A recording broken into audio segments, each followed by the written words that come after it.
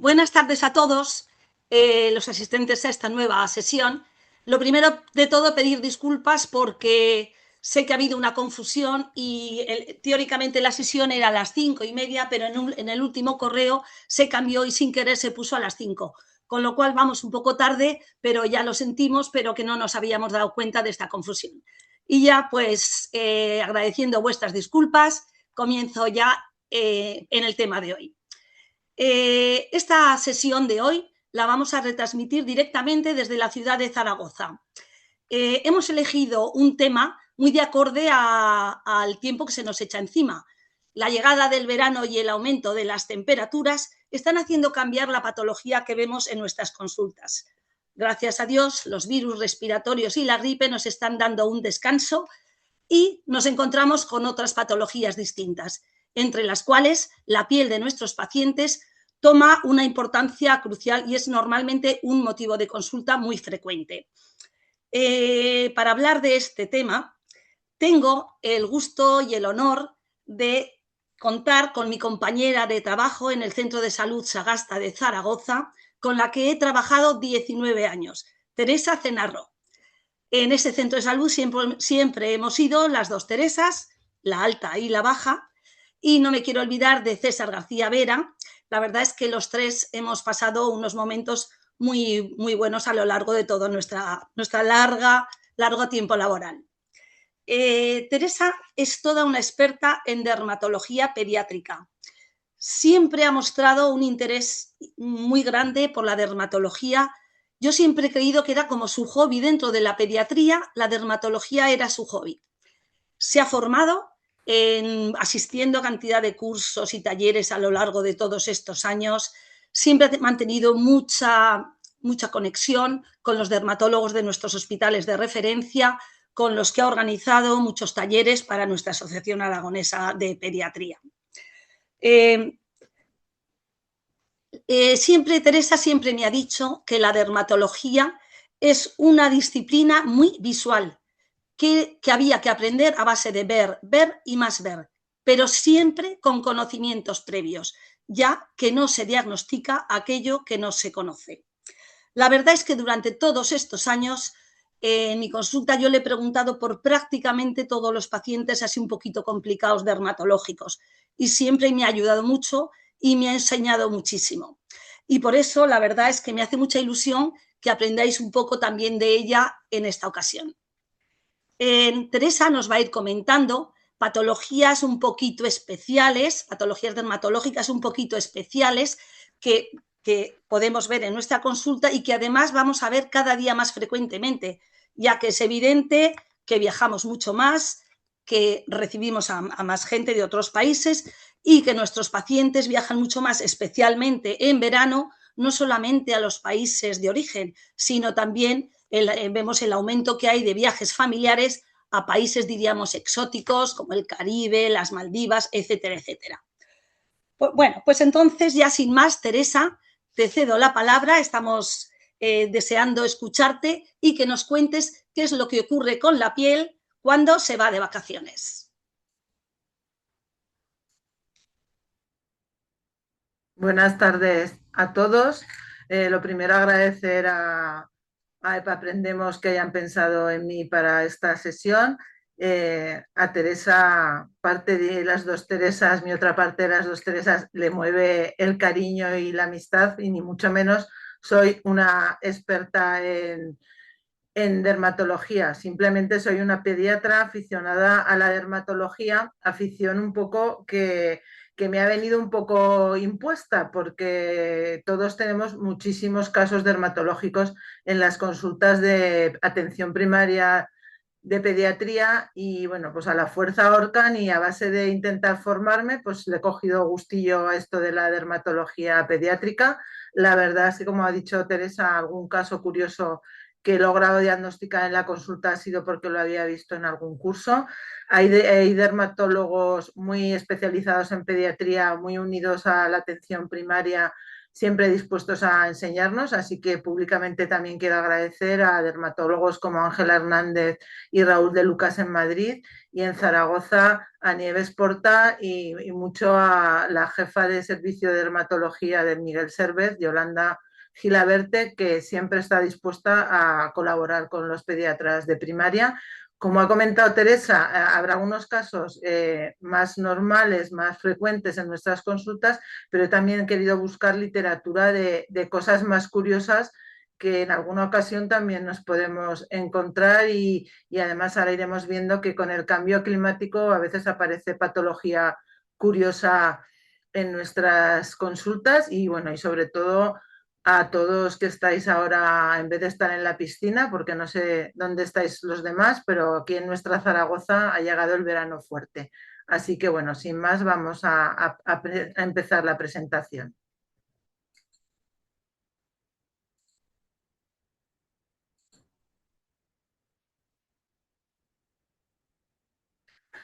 Bueno,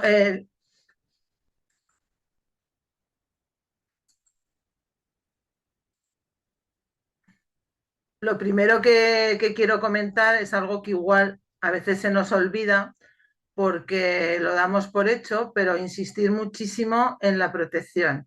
Esta foto es de mi consulta, es de un niño de 5 años que apareció así el lunes después de pasar el domingo en la playa, en la orilla del mar. Entonces, aunque nos parezca que somos muy pesados con la fotoprotección, insistir mucho en que hay que darla y sobre todo en darla bien, porque a veces se da muy mal, poca cantidad. Entonces, bueno, quería un poco recordar que hay que ser muy cansinos e insistir muchísimo en la fotoprotección solar porque no pueden llegar a nuestras consultas casos como la foto que estáis viendo. ¿Qué nos podemos encontrar en verano? Bueno, pues... Teresa, ¿puedes poner la pantalla completa? Ah, perdón. Gracias. Está la maravillosa quemadura. Como os comentaba, hay patologías que pueden aparecer en cualquier época del año, pero que podemos encontrarlas con más frecuencia en el caso de que estemos en la estación veraniega. Estas patologías serían las pitiriasis, que como sabéis significa, la palabra pitiriasis significa descamación de la piel. Son diferentes patologías de etiología diferente que son muy frecuentes en la edad pediátrica y más frecuentes en el verano. Lo que voy a ir haciendo va a ser poner la foto y luego ya explicar qué es un poco para que dejaros unos segundos que penséis en qué creéis que es cada patología. Bueno, pues como la mayoría habréis adivinado, se trata de la pitiriasis alba, que es una descamación de color blanquecino que consiste en unas manchas o máculas hipopigmentadas no bien delimitadas.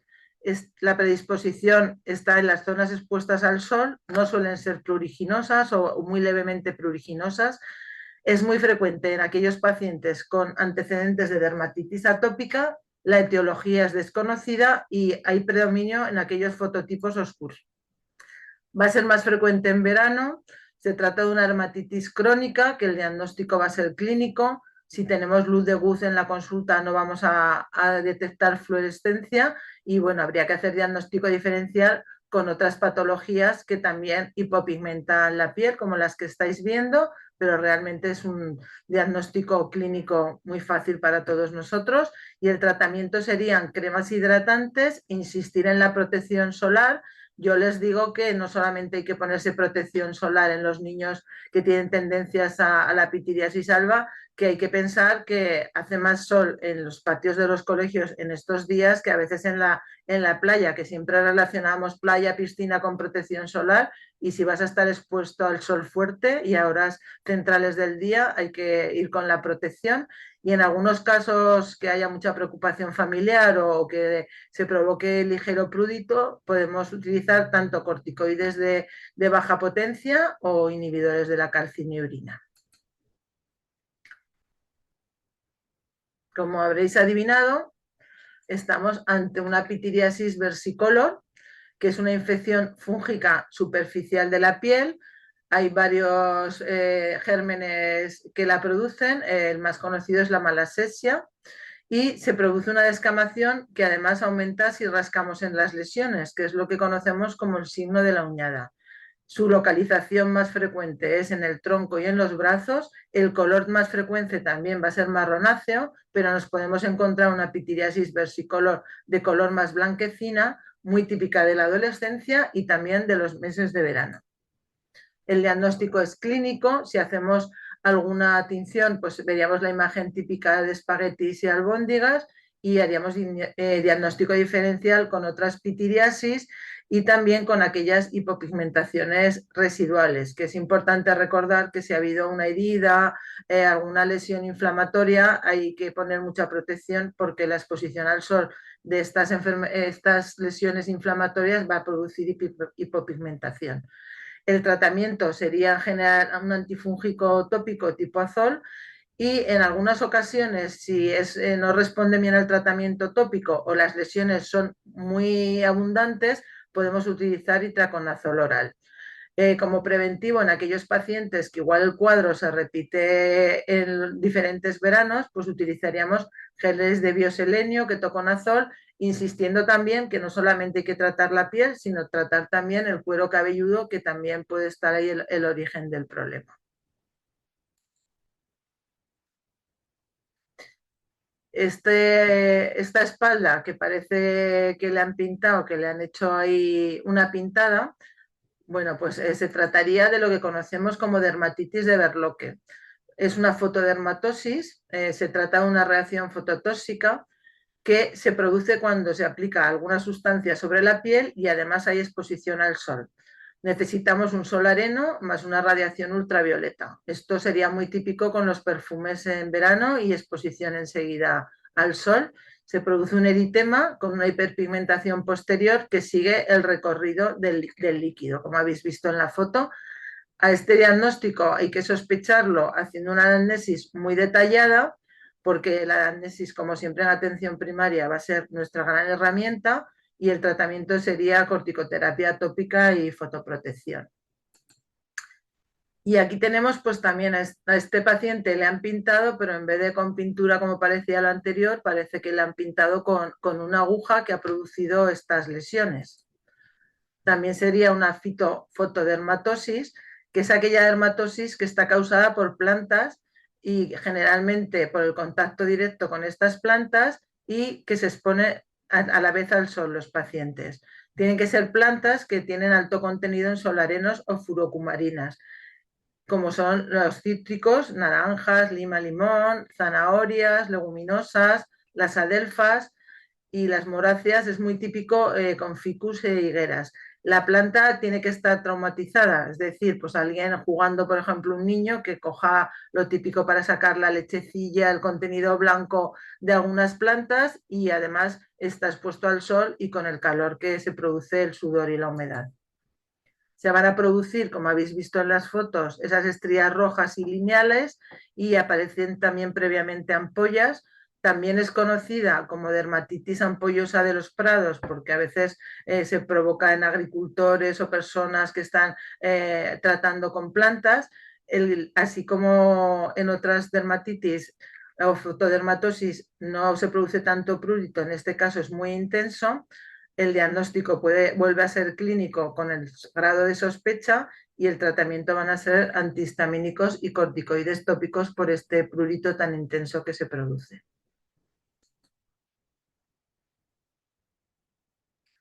Esto va a ser más frecuente que veamos durante los meses de verano, porque estaríamos ante el cuadro conocido como milaria o sudamina, que se produce por una obstrucción de los conductos de las glándulas sudoríparas.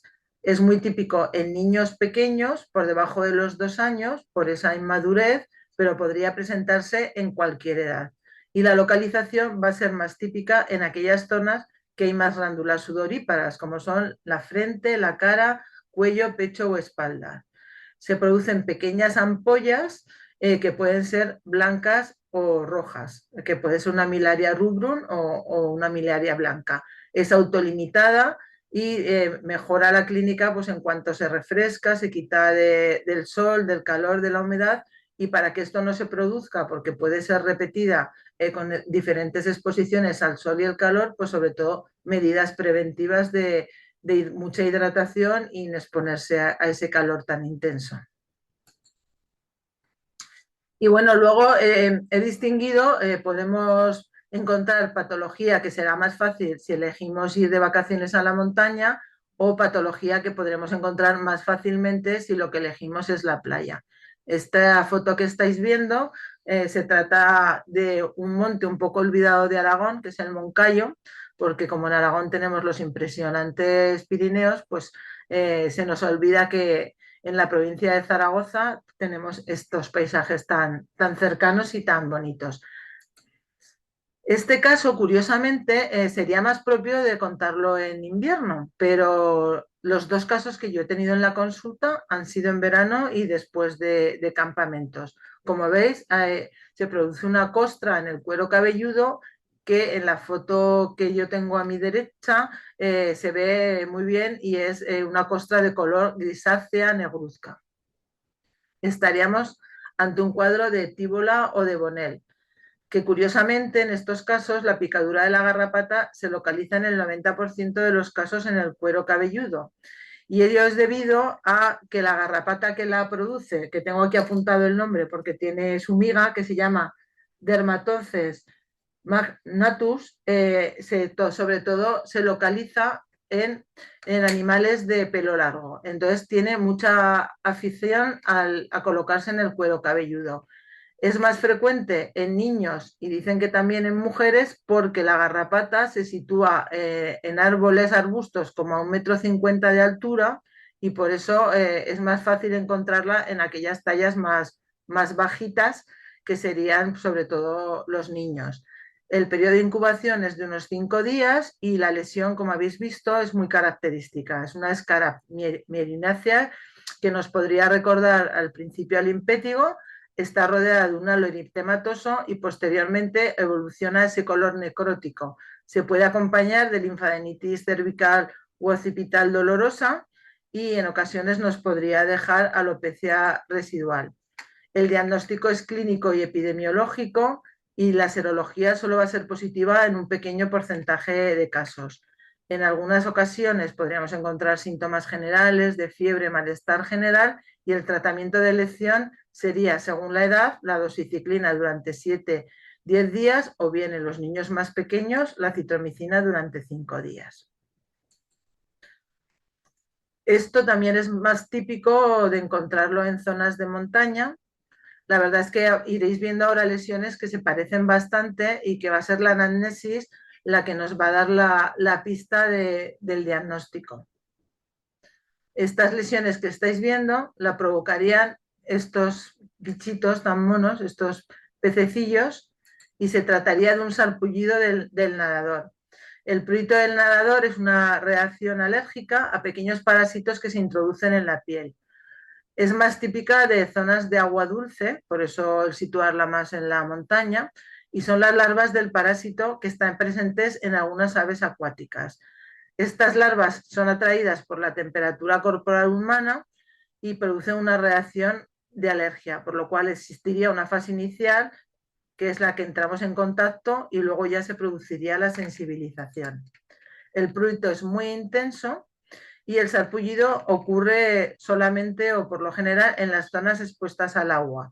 Las zonas suelen ser piernas, brazos, mientras que las zonas que están por debajo del traje de baño pueden no resultar afectadas, y el tratamiento sería antihistamínicos y corticoides tópicos. Esto seguro que es más frecuente y que lo vemos con cierta frecuencia durante los meses de verano. Se trataría de un prurigo estrófulo, que es una afectación cutánea muy frecuente causada por una reacción exagerada a las picaduras del insecto. La edad típica es entre los 2 y los 7 años, también más frecuente por esa piel dañada que tienen en niños atópicos, y evolucionarían de abones a vesículas.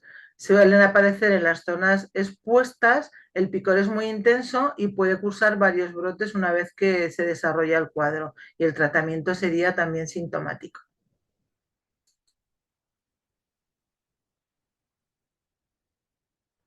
esta lesión que veis aquí, que lo más llamativo es ese trazado lineal, pues nos encontraríamos también ante una lesión provocada por insectos, que sería el eritema tubular. En algunas ocasiones, con picaduras de insectos, se produce una linfangitis aguda y encontraríamos lo que habéis visto en la foto, ese trayecto enrojecido, lineal, que discurre desde la zona de entrada del germen hacia los ganglios regionales. El diagnóstico es clínico y el tratamiento de lesión sería una antibioterapia con amoxicilina y clavulánico. En algunos casos de mala evolución podría ser incluso necesaria una antibioterapia endovenosa. Y ahora si cambiamos a la playa, esto es la playa, creo es la playa del Moro en el maravilloso Cabo de Gata, pues podemos encontrarnos un cuadro como este. Es más fácil encontrarlo en la playa porque por los paseos marítimos suele haber en la época de verano todo tipo de chiringuitos. Esta lesión me la dio hace tiempo para que la pudiera enseñar Pilar Lalana, una compañera muy querida de aquí, y esta es la lesión por la que consultaron en mi consulta, que al niño le había salido esa lesión en la piel. Como veis, se adivina fácilmente que eso es un escorpión, pero la familia no lo había relacionado. Y bueno, y preguntando, bueno, pues este niño se había hecho un tatuaje en la playa y lo que hizo fue una reacción al tatuaje con henna. La henna normalmente es ese color naranjita, rojizo, es un pigmento natural que se obtiene de esta planta y que no da problema. El problema es cuando a la henna natural le añades, para que dure más o que sea más fuerte el tatuaje, le añades parafenilendiamina, que está prohibido utilizarlo, pero claro, como son tatuadores que son puestos callejeros en la playa y tal, es muy difícil el control. Entonces, lo que produce este tatuaje que hemos utilizado, el PPDA, es una reacción inflamatoria que va desde lesiones moderadas a lesiones graves. Aparecen bruscamente unas pápulas eritematosas y vesículas y persisten 2 o 3 semanas después del tatuaje. El tratamiento es el corticoide tópico y a veces pueden desaparecer también en 2 o 3 semanas, pero en algunas ocasiones dejan hiper o hiperpigmentación residual para toda la vida. Así que igual alguno que se hizo con 10 años voz de esponja, pues con 40 lo sigue ahí teniendo de recuerdo. Y además el problema es que dejan una sensibilización para otros colorantes que se utilizan textil, cosmética como rímel, tintes, incluso en algún medicamento. Este niño de mi consulta, después de desapareció la lesión, no dejó ningún pigmento residual en la piel, pero sí que al utilizar una crema solar tuvo una reacción alérgica y esa crema, según decía la familia, la habían utilizado otras veces y nunca había tenido reacción a la crema. No sé si fue casualidad o que este niño pues, ha desarrollado una sensibilidad a algún colorante. Esto se parece un poco a los nadadores de los lagos de agua azul, es parecidas las lesiones. En este caso, se trataría de una foliculitis de las piscinas. Antes estas foliculitis eran llamadas foliculitis de los jacuzzi, porque era el calor y la humedad lo que provocaba estas erupciones, pero con el calor que estamos viendo en los últimos veranos, pues han empezado a aparecer en piscinas al aire libre. Es una erupción, como habéis visto, de pápulas y pústulas foliculares con una base eritematosa, al contrario que lo que veíamos en los lagos de agua dulce, que era más frecuente en las zonas expuestas, pues aquí es más frecuente en las zonas ocluidas por el bañador y las zonas de roce. El germen que lo produce es la Pseudomonas aeruginosa, que necesita esa humedad y ese calor para crecer, condiciones que ahora ya se están dando en las piscinas al aire libre, y suele aparecer entre 8 horas y 5 días después de la exposición. Hay ligero prurito y es raro que produzca malestar general. El cuadro es autolimitado, con lo cual el tratamiento es conservador. En principio, si no hay mucho prurito, no habría que hacer nada. No hay que utilizar corticoides ni tópicos ni orales porque parece que no sería lo más adecuado para la pseudomonas, y si hay que utilizar algún tratamiento tópico, pues podríamos utilizar algunos de los que tenéis expuestos. No deja cicatriz, pero sí que es posibilidad de que haya recurrencias. ¿Qué condiciones van a hacer que podamos coger una foliculitis de la piscina actualmente? Bueno, pues como os he comentado, el calor excesivo que está haciendo, el exceso de números de bañistas. Cuando hay muchos bañistas en una piscina, producimos liberación de carbono orgánico, y este carbono orgánico va a hacer que pueda proliferar la pseudomonas. La agitación del agua, al agitar el agua, lo que hacemos es que se evapore el cloro, que el cloro es el gran aliado contra la pseudomonas, pero también podemos encontrar pseudomonas resistentes al cloro, y es más fácil poderte infectar en baños a última hora, pues por todas estas circunstancias ambientales. Por la mañana es más difícil porque ha habido menos bañistas y el cloro está más íntegro que lo que puede estar el cloro a última hora de la tarde en una piscina cuando ha hecho mucho calor.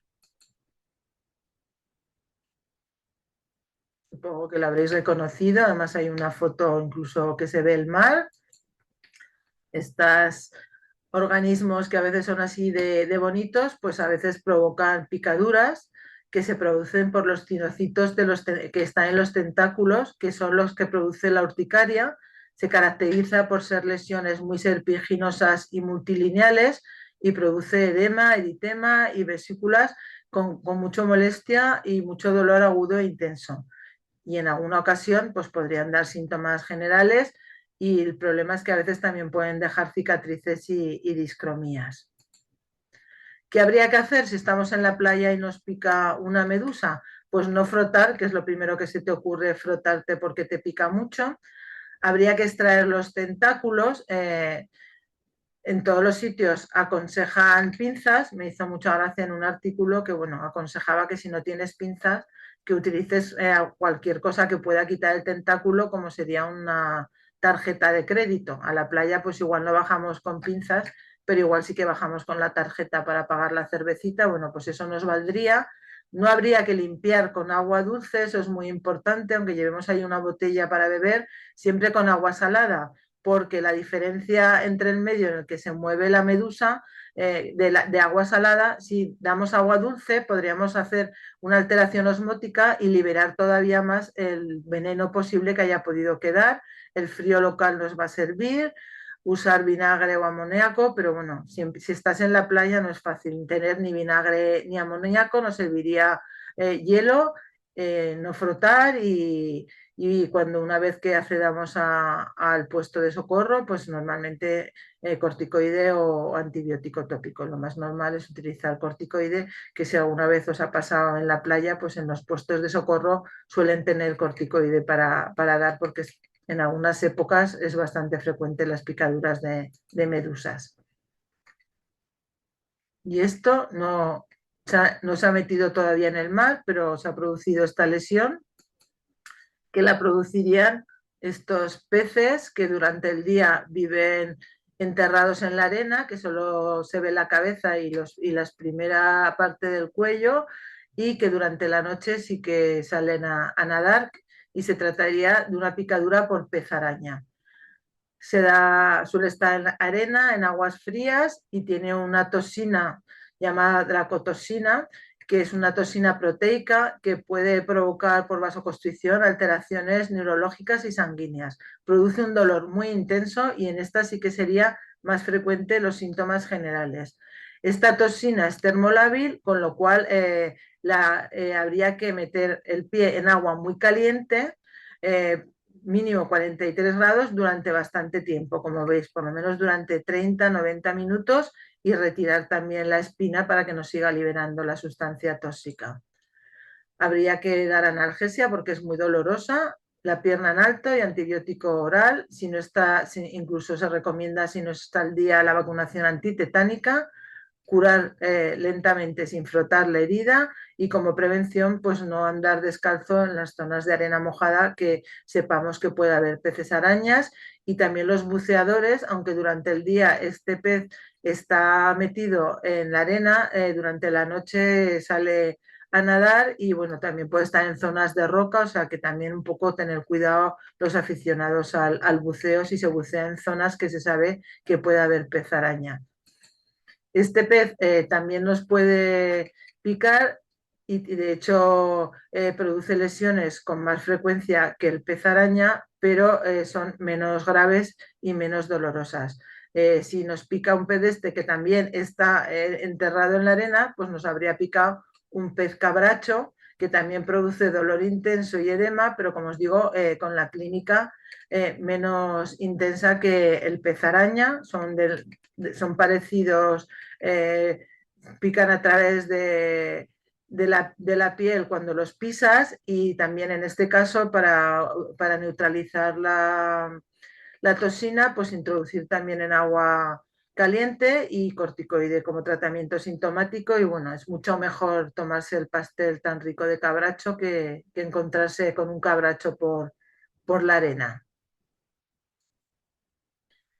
Y quería contaros dos casos, que estos son dos casos de mi consulta, que con la globalización de los viajes, bien por ocio o bien también por ir a visitar a las familias, aquellas familias migrantes que tenemos, pues a veces nos encontramos con patología pues, que antes igual no detectábamos en la consulta. Este es un niño de 13 años de mi consulta que tras un viaje consultó primero en urgencias, nada más llegar a Zaragoza y al día siguiente en mi consulta por estas lesiones que le aparecían en pies, como veis, y piernas hasta las rodillas. Eh, como siempre, insisto mucho, pero nuestra mayor herramienta es la anamnesis, preguntándole, pues habían estado de vacaciones en el Caribe y les pregunté si antes de que aparecieran estas lesiones, pues había estado andando por la playa, había buceado, había hecho alguna excursión y curiosamente 48 horas antes de empezar las lesiones, pues habían estado pisando un mar de corales, un fondo de corales. Yo jamás hubiera imaginado lo que era, salvo porque preparando otra sesión y buscando cosas de verano, pues me había aparecido este cuadro. Por eso yo siempre digo que la piel es ver, ver, ver y a veces de repente aparece un caso de estos en tu consulta y te acuerdas de aquello que vistes.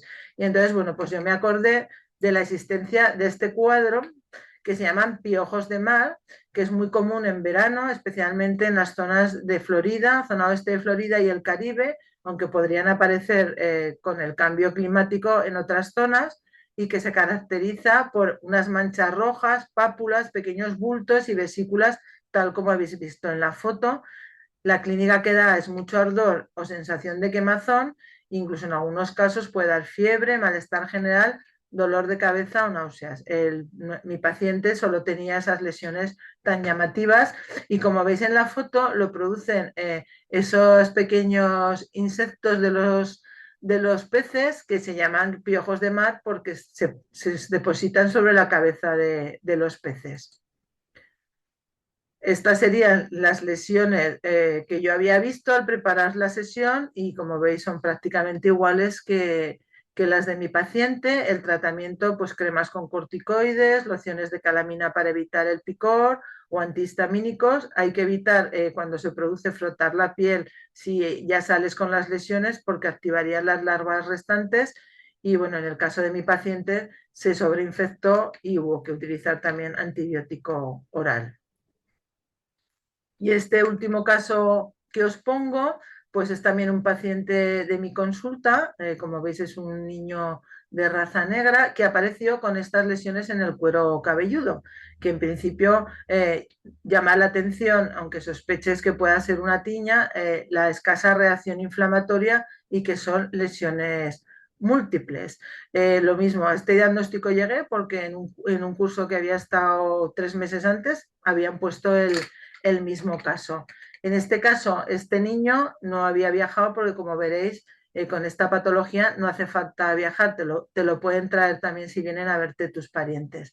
Hicimos un cultivo, con dermatoscopia aparecía la lesión en sacacorchos típica de las tiñas y al hacer el cultivo yo pensaba que iba a aparecer un germen que se llama Microsporum audoni, que fue el que era el causante del caso que había visto yo en el curso, pero bueno, pues lo que encontramos fue este germen que se llama Trichophytum sudanense, que es un dermatofito antropofólico que está descrito en el centro y oeste de Europa sobre 1912, que causa tiña corporis, capitis y onicomicosis. Es más frecuente, sobre todo, que causen, sobre todo en los niños, tiña capitis.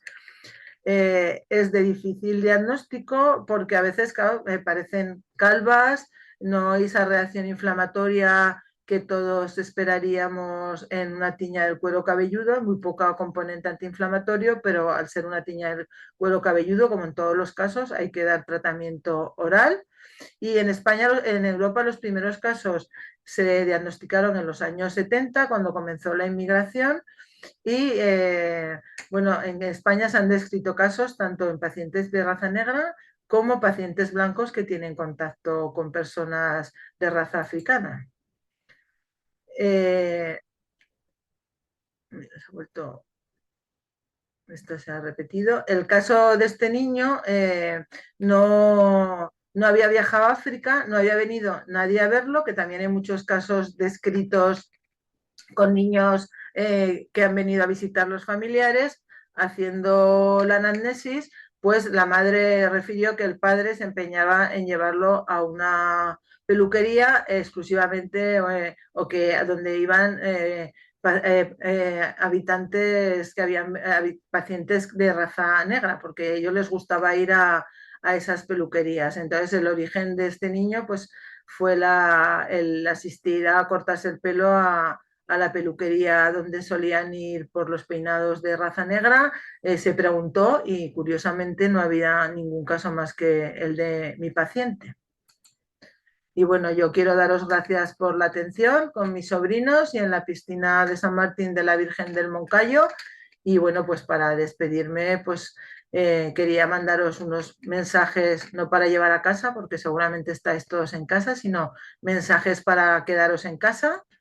Bueno, pues que disfrutéis, disfrutéis y disfrutéis del verano y que todos tengamos unas merecidas vacaciones. Muchas gracias a todos.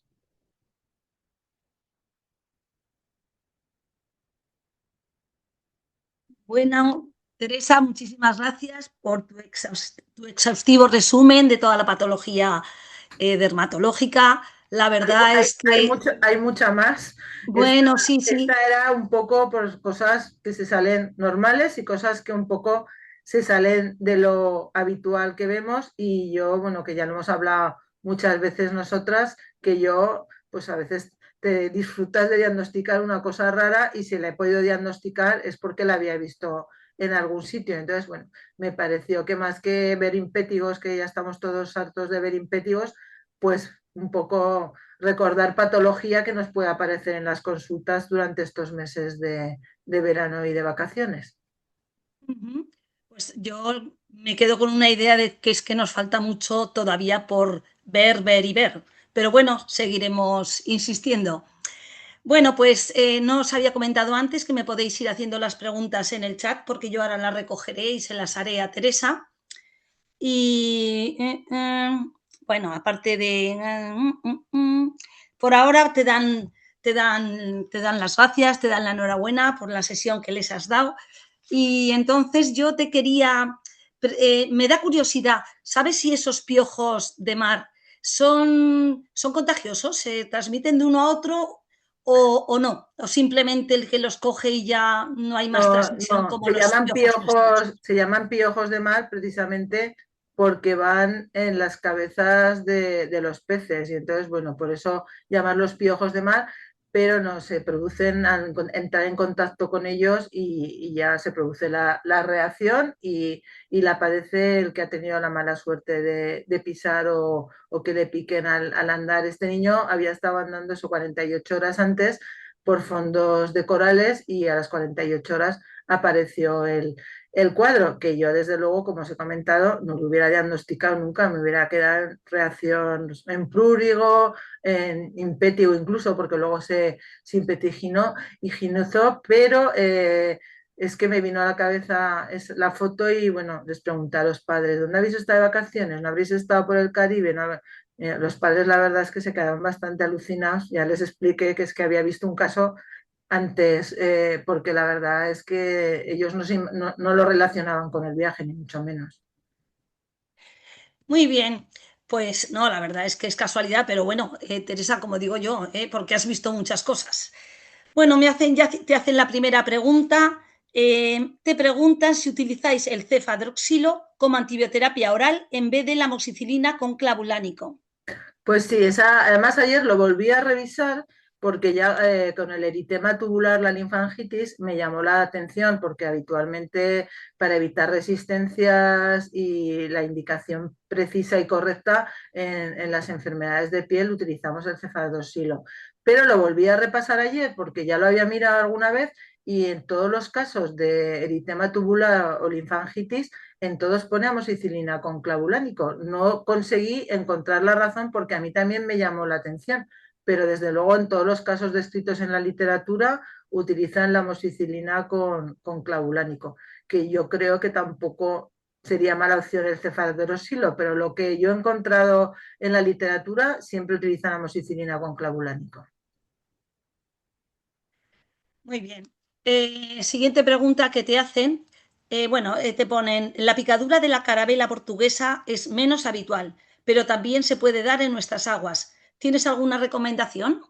Pues yo creo que sería lo primero la prevención en las zonas donde se conoce que hay pez araña o hay cabracho, evitar andar descalzo por la arena y luego todos estos, al final el tratamiento es corticoide, frío local, se tratan de manera similar.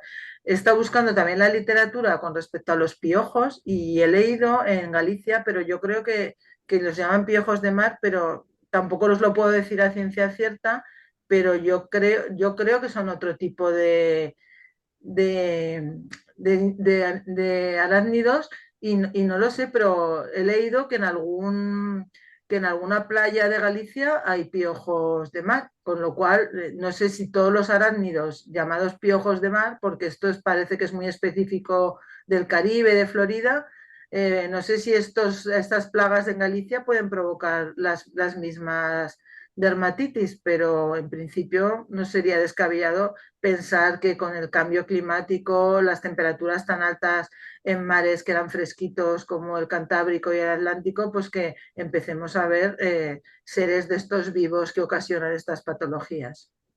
Sí, desde luego, después de las temperaturas de esta semana, podemos empezar a ver estas cosas.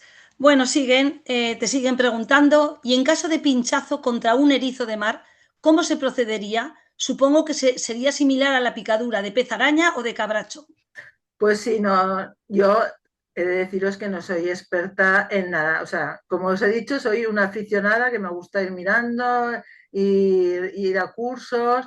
Yo puse estas dos porque parecía que eran frecuentes. Supongo que es lo mismo que todo este tipo, sin ser bióloga ni nada, que todo este tipo de animales pues tienen en las espinas al final estos tentáculos que son los que tienen los venenos y que habría que proceder en todos más o menos igual la extracción y desde luego el erizo de mar no he leído nada, pero supongo que si tienen tentáculos con también este tipo de venenos, pues supongo que será parecido a la araña. Mira, habría que mirarlo, pero yo creo, lo lógico es pensar que habría que actuar como con el pez araña, que ya habéis visto que es termolábil. Yo supongo que todo este tipo de animales tendrán sustancias termolábiles.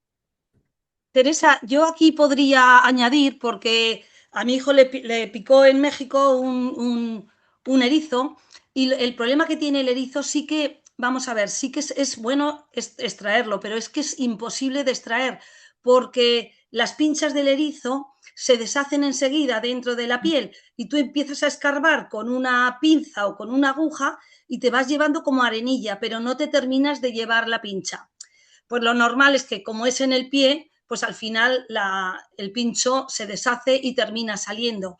Pero no es fácil, No vamos a es, ser así como no es un pincho duro como el del pez araña ni... eso, como la de la medusa que con una tarjeta de crédito te llevas los, los los pinchitos, que no sé cómo los has llamado. Bueno, te siguen haciendo preguntas. Espera un momentito, que me he perdido.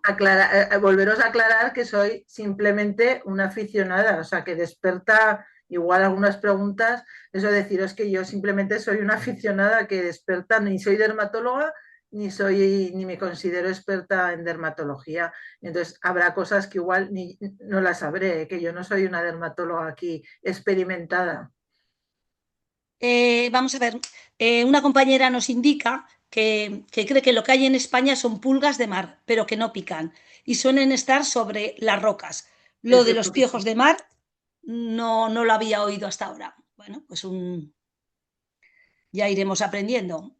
A ver, he leído en algún artículo que el ocenoxacino tópico, el Ozanex, podría cubrir pseudomonas. ¿Podría ser útil en la foliculitis de las piscinas? Pues en principio no lo he leído, ¿vale?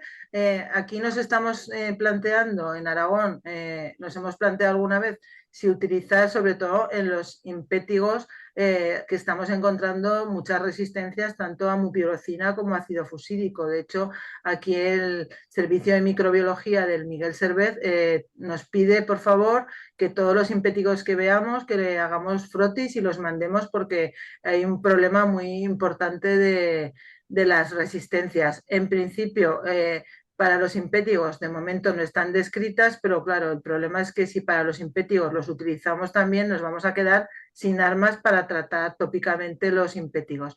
En el caso de la foliculitis de la piscina, como es autolimitada, en principio no está indicado nada. Supongo que simplemente, desde luego, corticoides no, y si pica algo, antihistamínico, pero como son autorresolutivas, sintomáticos y del picor, pero no, en principio no habría que dar ni antibiótico ni tan siquiera, y por supuesto no dar corticoides, que podría ser contraproducente. Vamos a ver, la misma compañera de antes nos dice que la espina de erizo se saca con pinzas y como mucho puede sobreinfectarse. Si no se puede sacar, luego hacen una reacción a cuerpo extraño y salen solas. La púa es como caliza. Ah, Yo lo que me parece que me decía era que se deshace, que no sale, que no se claro. puede quitar. Pero bueno, Bueno, ¿veis? Siempre hay que estar aprendiendo. sí. Vamos a ver. Sí, con los peces escorpiones o araña, cuando hay que tener más cuidado, es en la arena mojada cuando está bajando la marea. No se encuentran en la arena seca. Sí, Bueno, suelen estar enterrados. Yo lo que he leído de este pez es que o sea, pueden estar incluso a muchos metros de profundidad y suelen ir saliendo. Lo normal es o sea, que solo se ven los ojos y las primeras aletas y durante la noche nadan.